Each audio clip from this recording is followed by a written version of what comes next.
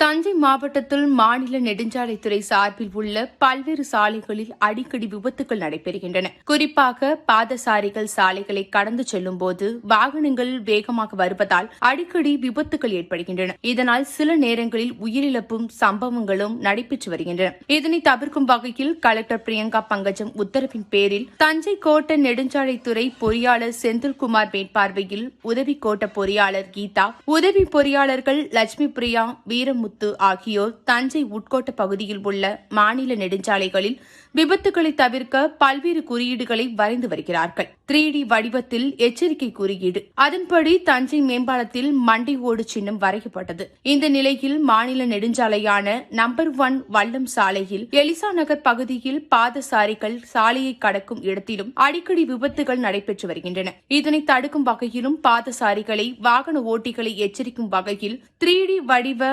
முப்பரிமாண எச்சரிக்கை குறியீடு வரையப்பட்டுள்ளது. சாலையில் தடுப்பு கட்டைகள் இருப்பது போன்று 3D வடிவில் உள்ள எச்சரிக்கை குறியீடுகள் வரையப்பட்டுள்ளன. இந்த சாலையில் 2 இடங்களில் பரிச்சார்த்த முறையில் இந்த குறியீடுகள் வரையப்பட்டுள்ளது. மேலும் 2 இடங்களில் மண்டை ஓடு சின்னமும் வரையப்பட்டுள்ளன. இந்த குறியீடு பலன் தரும் பட்சத்தில் மாவட்டத்தில் உள்ள பல்வேறு மாநில நெடுஞ்சாலைகளில் விபத்து நடைபெறும் இடங்களில் இந்த குறியீடுகளை வரைய நெடுஞ்சாலைத்துறை அதிகாரிகள் முடிவு செய்யப்பட்டுள்ளது என்பது குறிப்பிடத்தக்கது.